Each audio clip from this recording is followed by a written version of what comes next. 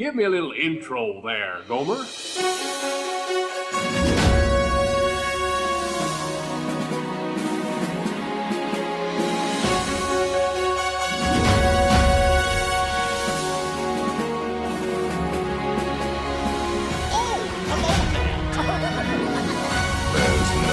turning back now. Let's put on the show.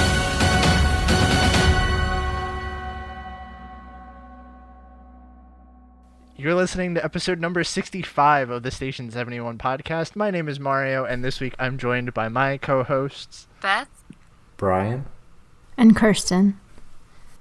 So, we surprisingly have a lot of news this week. First, let's just knock the elephant out of the room and say, as of the time that we're recording this, Galaxy's Edge is now open in Disneyland.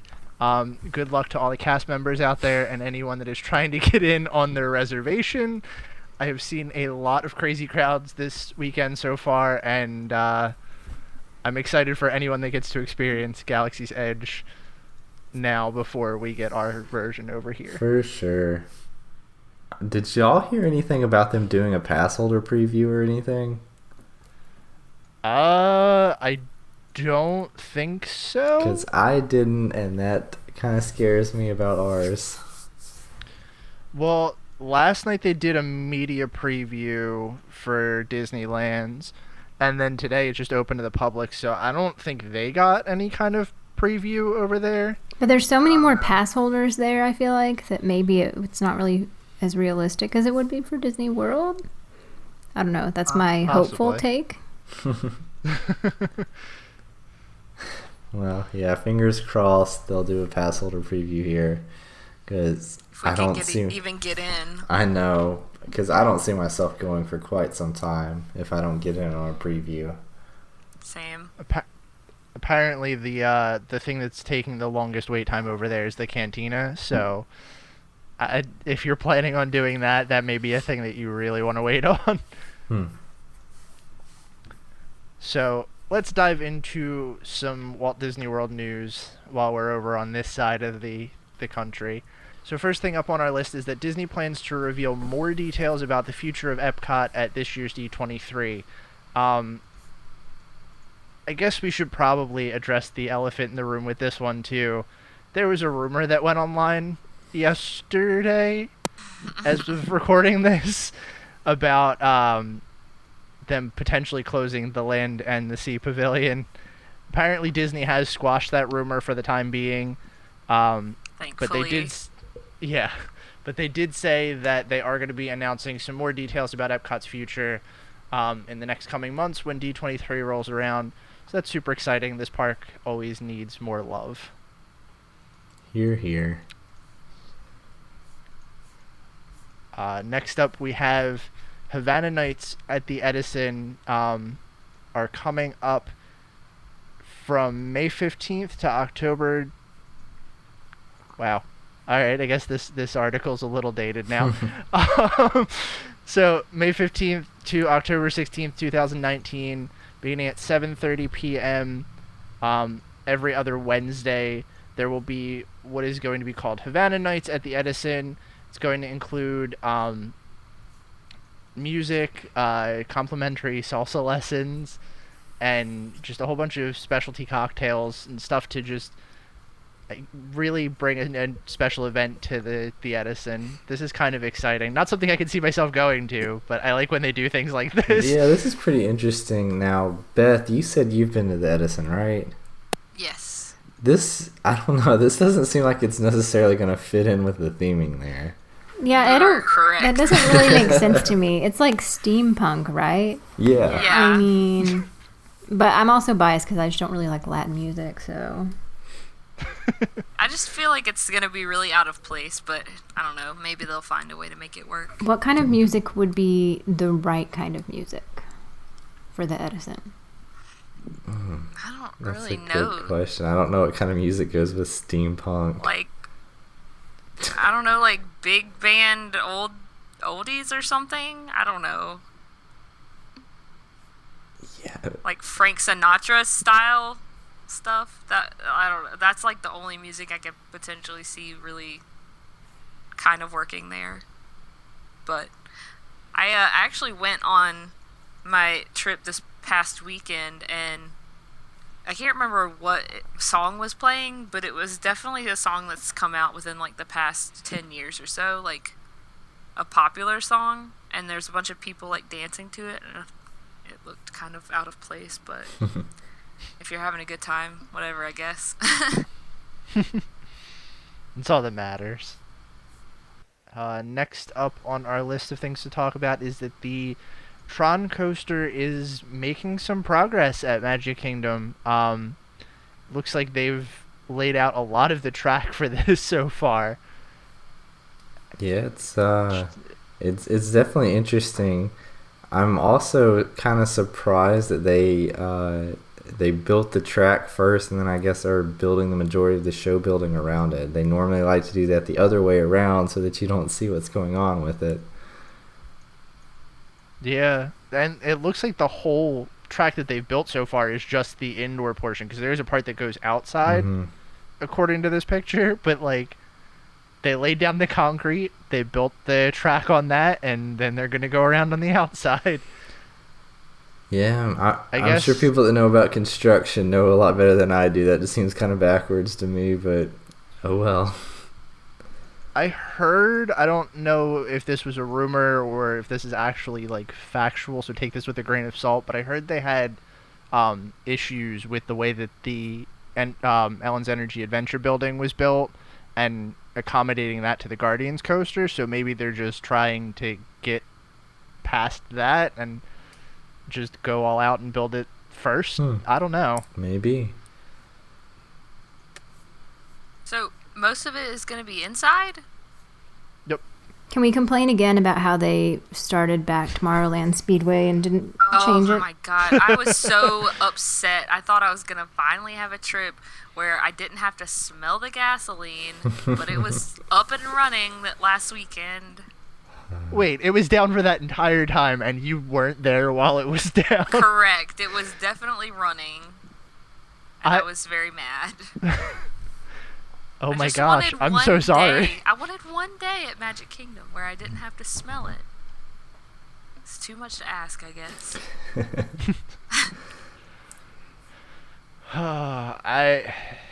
I guess I was spoiled a little bit the last time we were down there. It wasn't running, and that was like the most beautiful thing.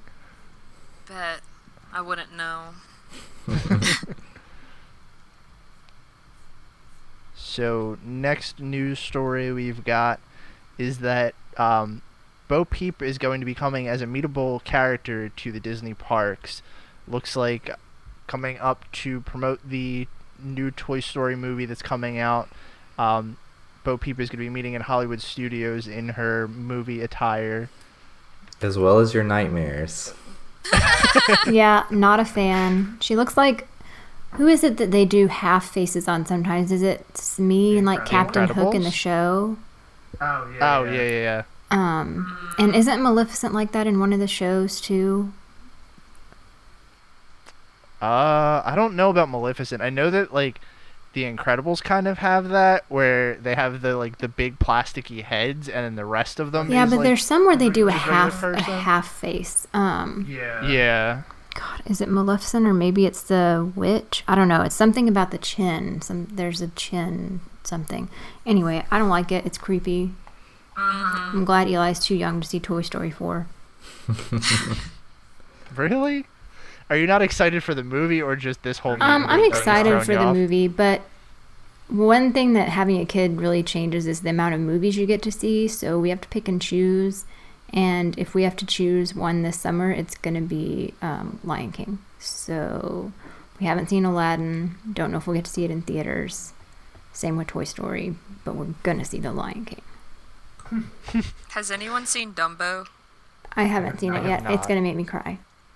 I know. I'm scared. I know I'll cry. I haven't seen it yet either.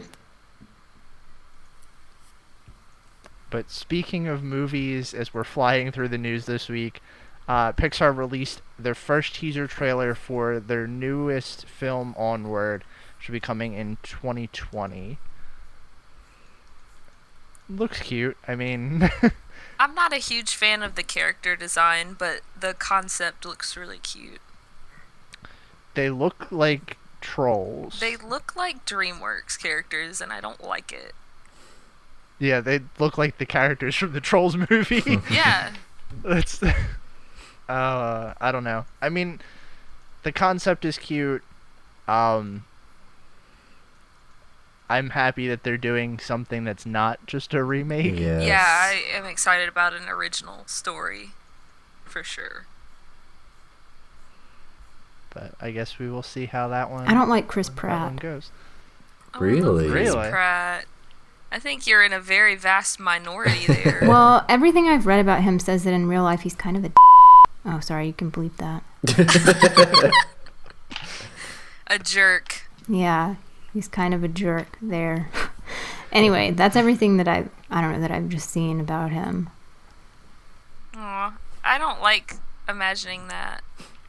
But there is some, like, big talent in this movie, for sure. Tom Holland and Octavia Spencer. Julia Louis-Dreyfus. Yeah, so they got the names to bring this movie to success, I think. Yeah, I wonder how much they're gonna rely on the big name stars to drive this movie. That'll be interesting to see if it's like all dependent on just the people that are in it, not the story. I mean, Yeah, I feel like almost any animated movie that Disney or Pixar is putting out there is going to print money, so I don't think they'll have to worry about it too much. That's true. yeah. So I guess all of that said, we can probably dive into our topic this week. We're going to be talking a little bit about touring the parks on crowded days, busy times, and holidays. Especially with Beth coming off of a holiday trip, it was something that I thought maybe would be a good idea to talk about that we really haven't gone over too much on here. So yeah, that's what we're going to be doing this week. So, who all has been on an actual holiday? Me. Like a major holiday, or like, 4th of July.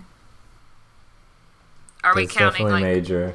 Memorial Day or Labor Day? Oh, I would definitely consider that, considering how many people take vacations to it, like specifically on those weekends, for sure. Well, I go pretty I would much every think- year on Yeah, those those are my weekends. big three. 4th of July, Memorial, Labor Day. I would think any calendar holiday counts just because that's when they're really going to be the busiest. Yeah. So I guess the first big tip that we should probably say on here is to, if you're going to be going during the holidays or any holiday for that matter, when people don't have to work, just know it's going to be crowded. Yes. First and foremost, to jump a little bit to some of mine, I definitely think that it's worth checking touringplans.com and their crowd calendar. They seem to be the most accurate in predicting crowd levels, and you could definitely plan your trip around how high of a crowd volume it's going to be. Keep in mind, though, that I believe if you don't have a subscription to touring plans, you can only see, like, the next 7 days or something. Is that correct? It is, but it's also worth noting that a subscription for the whole year of touring plans is only like $16. And it's Yeah. very worth it. Definitely. So who all has a subscription to touring plans now that we're talking about that? Me. Not me right now. I don't have one. I've used it before in the past when I wasn't local, and it was a huge help, so definitely still recommend it, though. It just doesn't necessarily fit into my planning now. Yeah, that I can understand. Yeah, for sure.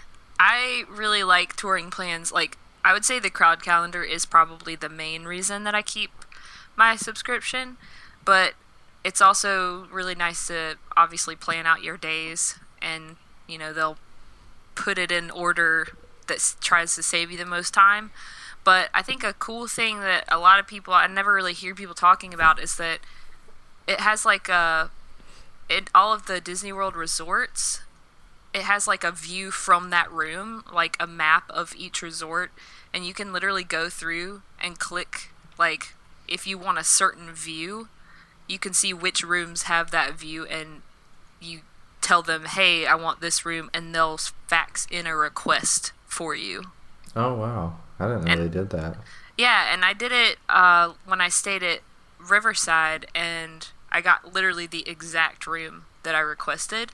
And then we stayed at All-Star Movies this past time, and I got one that was like a few doors down from the one I requested. It was basically the same. Oh, That's nice. pretty cool. So, yeah, it was, I thought, a very big help. Well, and kind of back with the crowd calendars, too, they have a whole section on their website, if you're subscribed, about holidays, special events, and how they impact the wait times. So, like, for example, if you scroll down on their website and you find Memorial Day, I guess is the one that we could look at because that's up here. It tells you impact on wait times, significant increase in wait times relative to adjacent days, and it tells you how it impacts the crowds, too. So it says heavy crowds all weekend that are actually going Saturday and Sunday immediately before Memorial Day. And then it kind of gives you tips and tricks on how to tour that weekend too. So it's nice if you don't have the know-how of touring like specifically on that day. Like you guys said, you tour or you usually go on Memorial Day, so you kind of know what to expect. But if you're going in blind and you're like, oh, this is definitely a holiday weekend, this is the only time I can go, maybe it might be worth to check out. Yeah, for sure. And another thing I really like is that if you go back to days that have already passed, it'll say this is what we predicted and this is what it actually was as far as the crowd level, and they're usually pretty accurate. And the times that they're not super accurate, it's usually like they predicted higher. So I think that's nice to kind of get in your head to expect higher crowds, and then it's like a pleasant surprise if they're less, you know? Yeah, that's all I have to say about touring plans. I don't want to make this whole episode let's talk about them. No, but it really is a good resource. For sure. Absolutely. That's one, like, anytime that I talk to someone that's a first-time Disney goer and they're worried about anything, that's usually where I direct them. Oh, side note, I just want to throw out one more thing I love about touring plans. You can, there's also a crowd tracker, and you can, like, click the days that you want to track. Like, here's a trip, the dates for a trip that I'm planning or I'm going on, whatever. And the days that you track, if there's a change in the hours or the crowd level, they'll send you an email and say, hey, this has been updated, just so you know. So it keeps you, like, really up to date with, like, you don't have to keep checking back constantly. They, like, proactively let you know. And I thought that was really cool. Yeah, that is probably one of the coolest features that they have. And, like, the last time that we went, I used that to just keep track of how high our crowds were going to be. And just looking at it the day of, like, what they'd expected from previous emails, they were pretty close to what I would imagine that would be. Let's move on to another one. Do you want to give some of yours, Brian? You got a couple in here. Sure, I can do it. A lot of these are kind of common sense if you've been going to Disney for a while, but I'll throw them out there because I think they're good to go over. First one is, if you are staying on property, take advantage of extra magic hours. I think a lot of people know that. But another thing that I think is really important to mention is that if you are not staying on property or will not be able to be doing extra magic hours, still pay attention to them, because I've seen this backfire and hurt people a lot. Is that I guess the most notable place that I've seen it is going to Animal Kingdom lately and having extra magic hours and doing rope drop and going on Flight of Passage and seeing that there's a whole line of people that did not do extra magic hours and are lining up for the regular rope drop, getting there before the park opens, but when they rush in there to go to Flight of Passage, there's already a 2-hour line for it. So if you aren't staying, pay attention to it and don't do rope drop at a park that has early extra magic hours that morning. You know, I've also found kind of on the same page as that, if you go to the park that had extra magic hours the previous day, the crowds are usually a lot lighter. Yeah, we kind of sometimes will do the opposite of magic hours just for that reason. Even if we are staying on property, just because sometimes it's easier, especially if it's like late in your trip and you're tired because you've been going, from 8 a.m. to midnight every day. Like, ugh. Yeah, well, even if you are the people that don't necessarily like to do rope drop, I always recommend people to do it. And, if you need to take a break or something during the day and come back, just because you'll get so much done in that first couple of hours. But, yeah, if you're not doing rope drop, definitely pay attention to it and try to go around it. Yeah, and the kind of off of that too, know like when you want to be in the parks, because either you're gonna be there first thing in the morning with all the people that are rope dropping, or you're gonna want to take a break later in the day because it's too crowded and you're tired of waiting in lines in the heat and all that fun stuff. Or you can maybe sleep in a little bit and wait till midday when people do take those midday breaks, and you'll maybe catch a break in the crowd.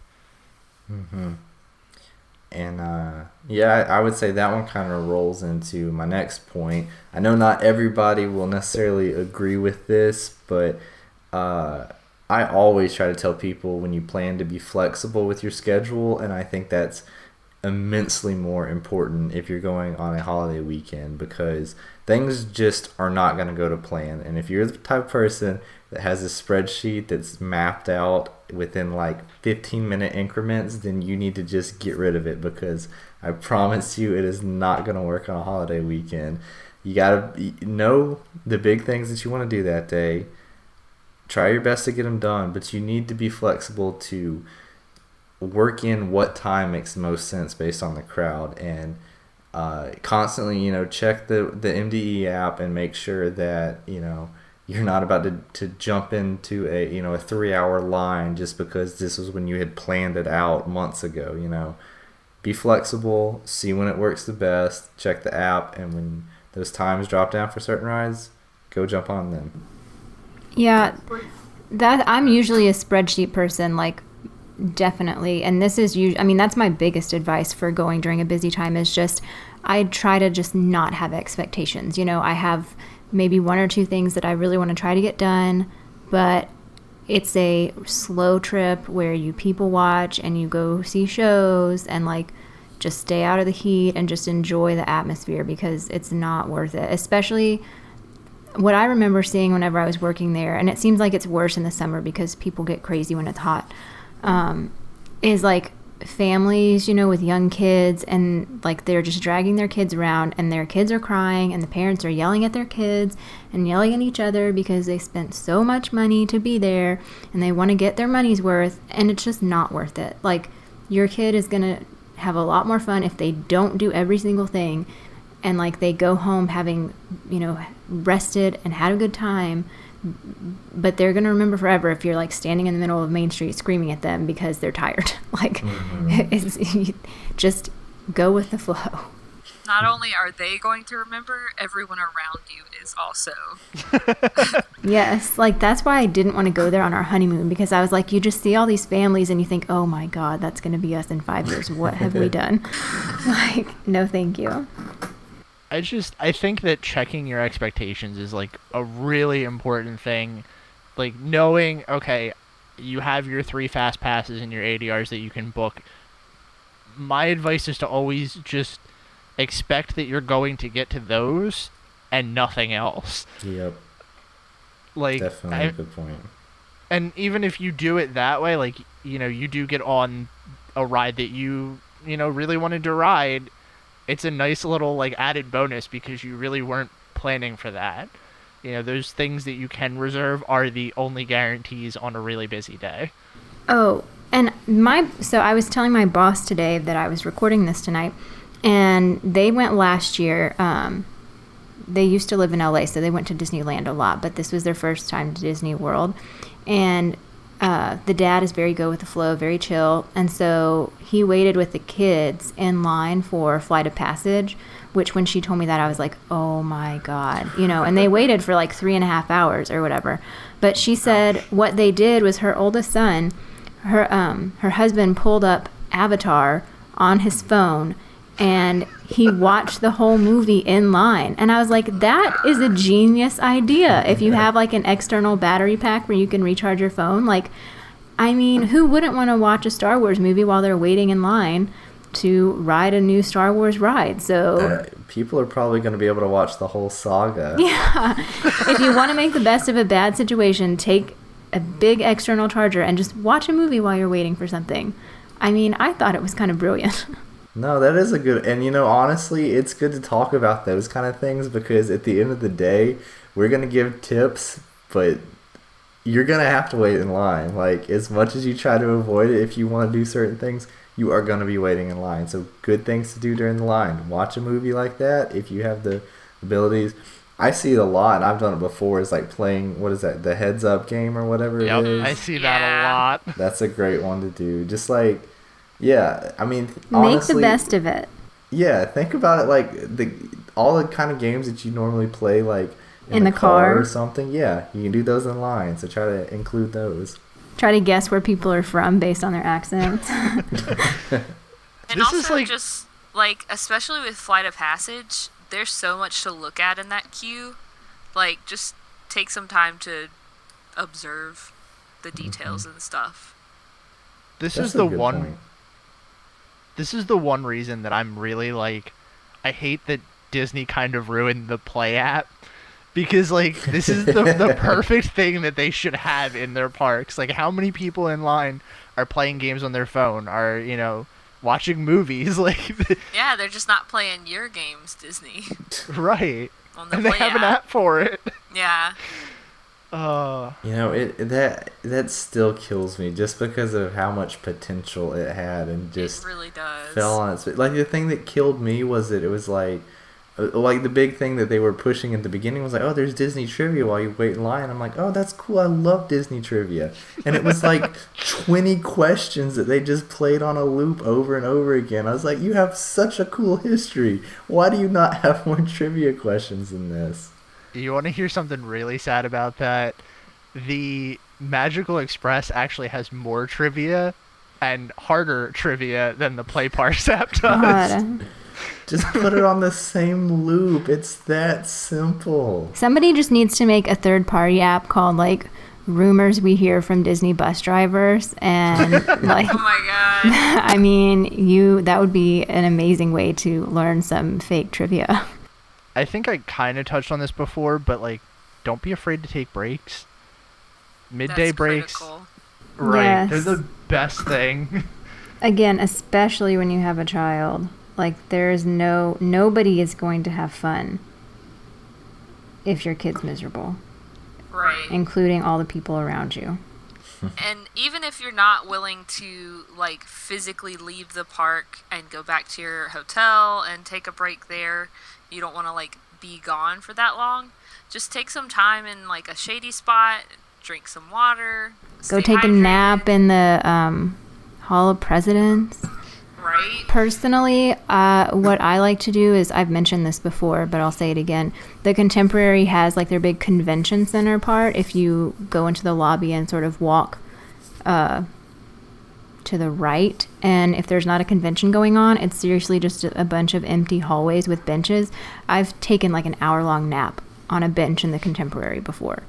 Have you really? I mean, yeah, there's nobody there. Hey, it's empty, it's cold, like... Bring it on. I just need a little pillow and I'd be set. I'm not going to lie. I have fallen asleep at some weird places in Disney.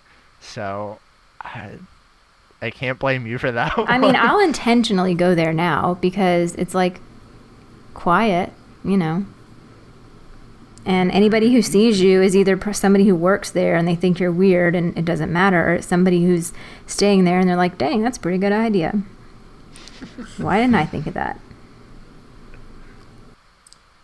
On that same point, if you are the kind of person like I am that likes to go to the parks pretty fast paced, if you know you're going to go on a busy day, maybe plan to do an actual table service restaurant that day to kind of, help get a break from all the busyness.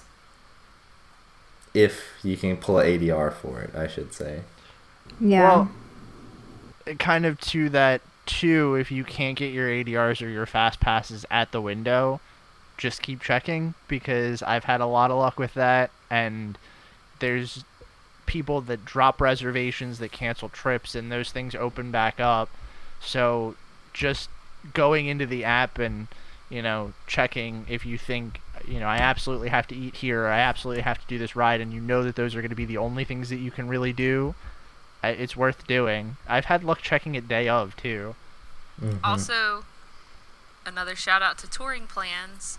They have a feature where you can put in, this is I think you can only select 2 different ones, but you put in, this is the ADR that I want, this is the approximate time that I want and date, and you save it, and then if a reservation becomes available, they'll send you a text or an email. And if you're really fast, you can get it. It's definitely worked for me before. Handy. Yeah, I've never used that one, but I might have to. It's very handy, yeah. And also, don't, like you said, day of, even with fast passes, because I think, Disney will release them in batches randomly, I think. I had a friend who I went on with this last trip, and he said last time he was there, he was in the fast pass line for Flight of Passage, and these guys walked up behind him and were like, "Oh my gosh, I can't believe that just happened." And he was kind of looked at him and what happened? And they're like, "We were standing in the standby line for an hour and just decided to check the app, and there were 2 fast passes for Flight of Passage for this time." Wow. I think it's also when people don't show up for their fast passes, it releases them, That's possible too. If somebody had one at 2 to 3 and nobody shows by 3:15, they just they add 2 or whatever because they know they can accommodate that. That's my theory, but Yeah, I mean, that's a solid theory. It wouldn't be surprising.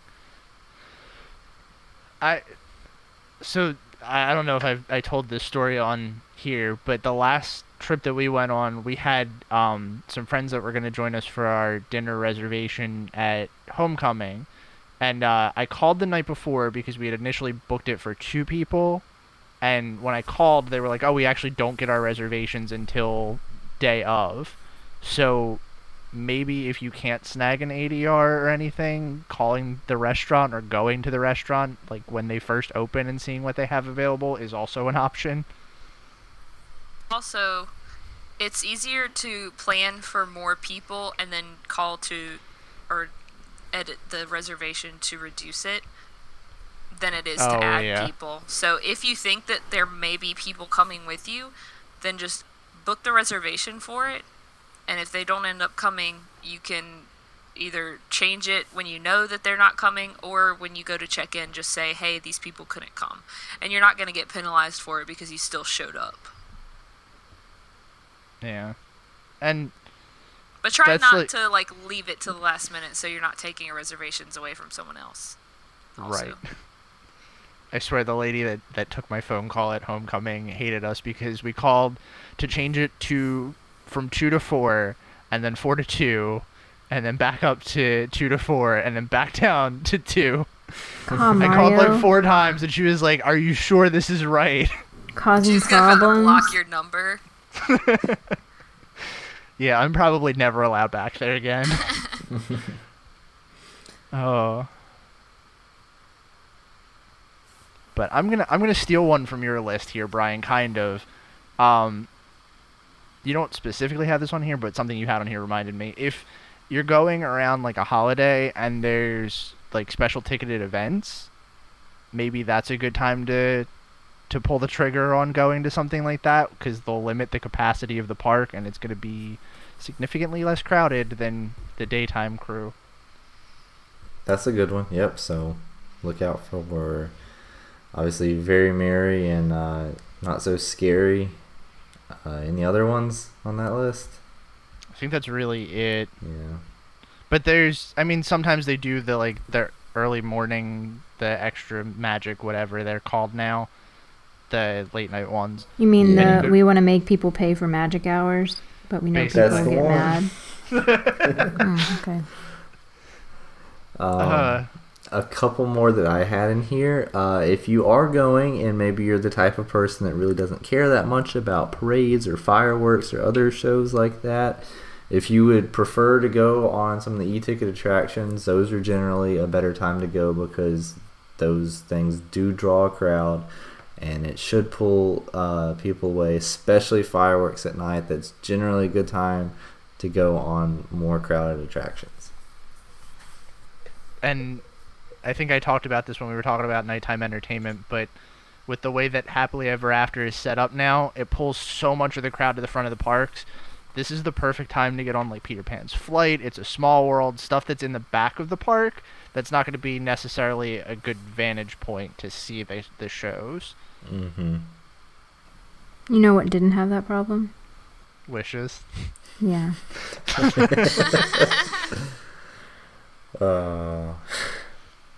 Sad face. I'll also say, I don't think y'all have said this yet. If you're going during like 4th of July or something like that, I mean, I guess I've never been at Christmas. I really don't know if I even want to ever attempt that. And you're going to be there for several days. I see people do this mostly when they have kids, is having days or a day that's not a park day. Make that your non-park day. Like, make the actual holiday your rest day, your pool day, your whatever day. So that you're not like there with a million other people. It's a really smart one. Mm-hmm. And don't be afraid to take a pool day. You don't have to go to a park every day. And some of my favorite memories have been pool days. So yeah, I mean, especially if you have kids, like your 5-year-old is going to be just as entertained by the cool pool at the Polynesian. I mean, it kind of sucks when you think about that, but that's just how it is. They don't care how much money you spend on tickets, I promise. Well, hey, a night at the Polynesian is going to be more expensive than a day in the park That's anyway, true. so That's they should true. enjoy it more. That's true. Even if you're staying like off property or at a value resort, never underestimate the power of a hotel pool to entertain a child. And there's so much to do at the hotels. Like, you could easily spend an entire day looking at the activities and stuff that all of the hotels have to offer. Yeah. And you can go see so many different things. Yeah. I mean, there's a movie theater at Downtown Disney. Take, your kids to see a movie or something. That's like a huge holiday thing that people like to do. Yeah. And all of the resorts play movies in the evening. And those are free. Yeah. Well, kind of free. Well, if you're staying there. They're included in the price. Maybe that's a Right. better way to say it. It's free if you sneak in. That's true. Just like the cool pools that aren't heavily guarded anymore. We're not condoning that, though. But we're not saying it's not a thing. Now, the movies are one thing. Like, I feel like the resorts are generally pretty open to people coming for stuff like that. I don't know. If you want to pool hop, do it at your own risk. You didn't hear it from us.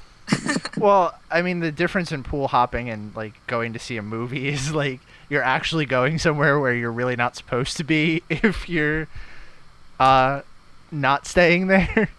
Yeah. Otherwise, you're just staring at a giant projected screen, and I don't think they can really stop you from that one. Yeah. Even just exploring the resorts, though, especially if you're, an adult with another adult, or if you have older kids or whatever, like, they're just cool to see. I mean, like, the boardwalk, there's just fun stuff to look at. There's, like, the art stores and,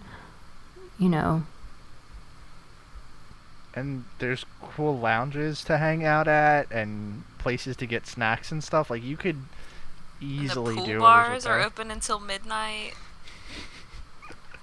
And they're special at the drinking There comment. it is. So now that we've kind of gone through most of our tips, if you were in the park on like a major holiday, where would you think that you would find yourself at? Like, is there a park, a resort, a place that you would probably go to hide at?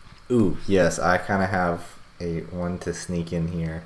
The water parks. I think that they get overlooked a lot, and I have been on pretty crowded weekends, and even when there's a lot of people, the water parks, like, the rides move fast. Very rarely do I ever find myself waiting for more than like 5 minutes on a ride at the water parks. So check them out. They're good, even during crowded times. Yeah, especially summer holidays like 4th of July. Mm-hmm.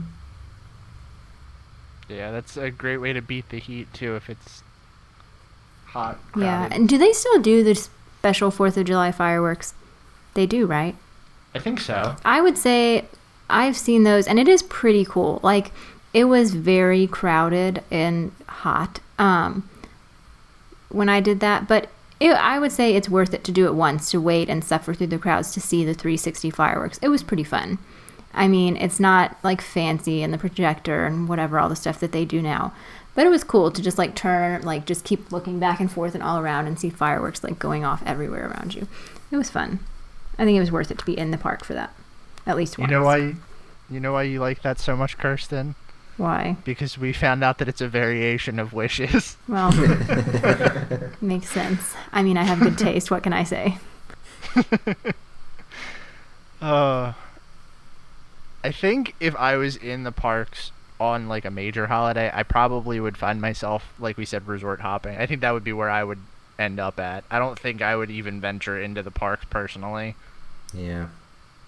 And I think that's the biggest thing, is just knowing your limits, knowing what you can handle, and knowing what you're kind of in for with all this. So, kind of go at your own risk on holidays. I mean, that's really the biggest thing, is that so many people like go into it thinking that they're gonna, you know, there's a way to plan around it, and there's definitely tips, but there's no way to beat the system when you're going on a holiday weekend.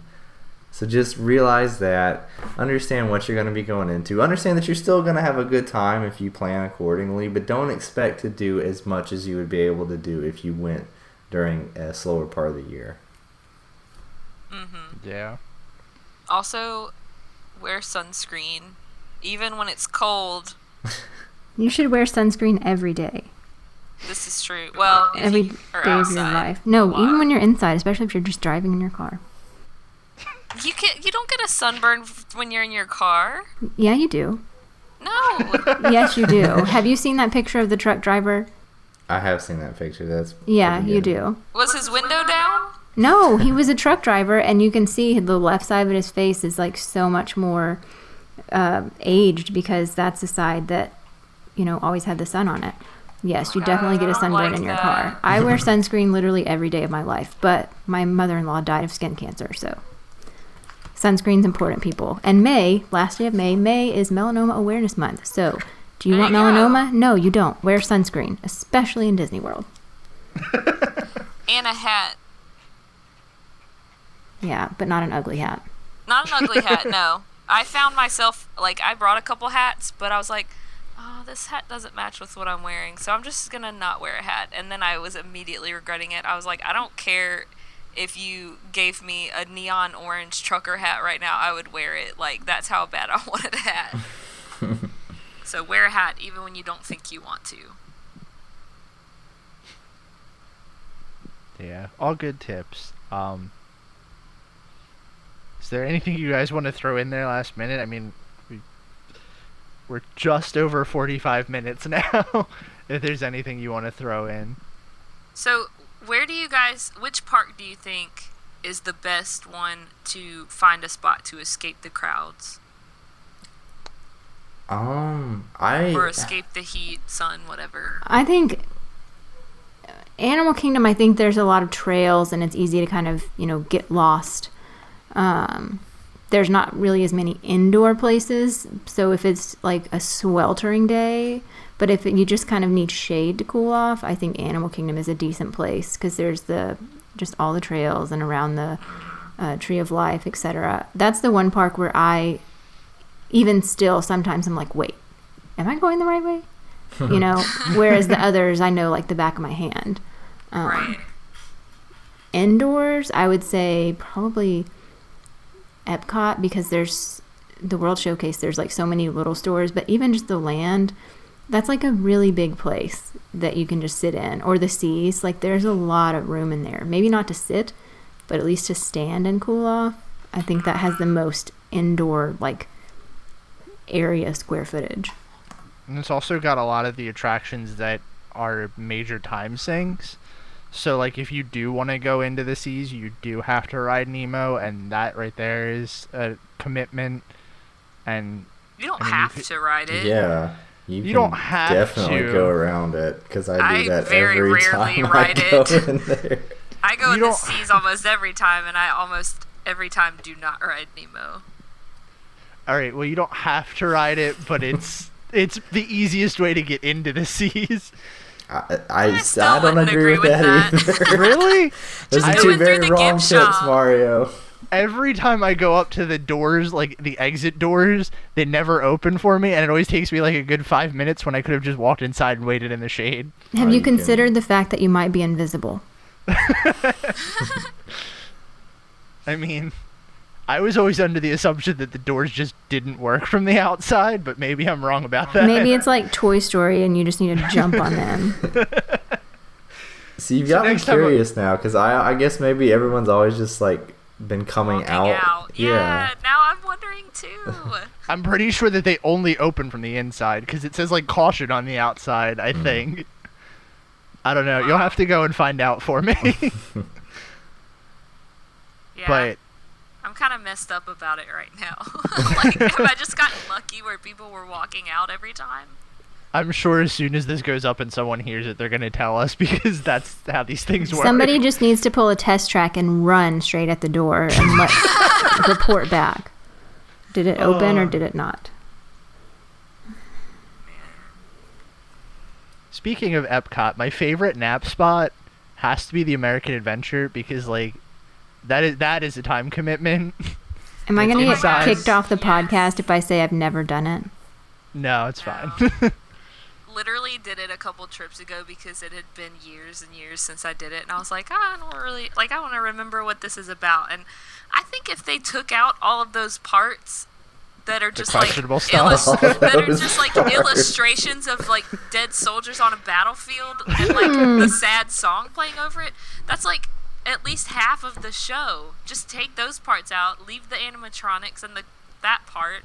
It would be a significantly better attraction. Yeah, but then it's not long enough to take a nap, and the whole point of it's ruined. This is true. You know, it's so funny. Like, I know you can attest to this, Beth, because I saw you post this on Snapchat. But like, it's so funny to see how many people go into the American Adventure Pavilion just to see the Voices of Liberty and then duck out. They're so good. Legit. Like a couple trips ago, I like happened to be in there when they came out and saw them for the first time. Like, do not miss it. If you are walking by and within like 5 or 10 minutes of their next appearance or whatever, take some time to stop. Like, it is a great show. I love it. Well, the last time we were there, I don't remember why we wanted to actually do the attraction, but we were walking in and like, I guess they were letting out, but like there were still people waiting around in the building for like the crowd to die down. More than half the people that were in that room were just there for the Voices of Liberty, and they left, and there was no one else in the building when we went into the actual attraction. On this past trip, the only reason I went into that pavilion was to watch the Voices of Liberty. And then when they were done, I was done. Goodbye. Next pavilion. It's like the one thing that makes me happy about the pavilion of the country that I'm from. An interesting part. I think stuff like that is what really makes Epcot the best park to like beat the heat in.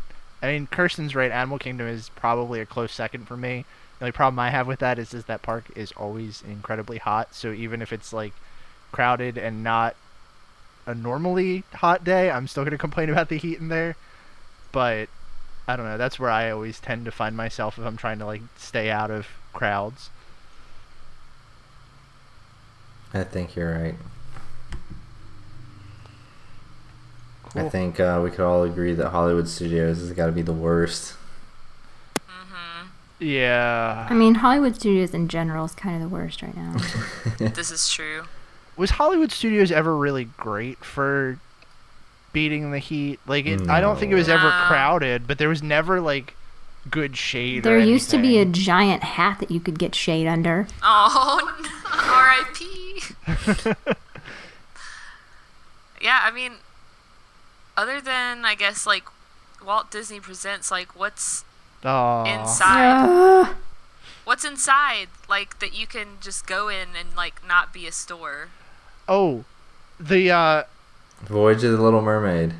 no, get out of here with the Voyage of the Little Mermaid. Voyage of the Little Mermaid, I would rather, like, be in the pouring rain, get struck by lightning, like, Oh my gosh. Whatever. I forgot about that. I forgot it existed, honestly, for a second. Do you guys remember when they used to do those little shows in the sound stages, like the Pirates one Yeah. and the Narnia one, that were like only 5 minutes long, but you could like walk around and see all the movie props and stuff? That was a good way to beat the Do heat you there. remember when it was the art of, like, the Oh, the animation Academy? studio? Yeah, and do Yeah. you remember the little show that they had, like, the little movie with Mushu?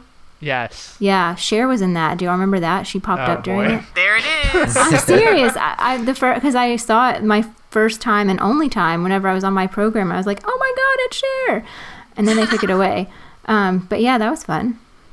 Yeah, that was super cool. It was cool when you could actually do stuff in there. Like when they had the little coloring things and I don't know, whatever they used to have in there. That was fun.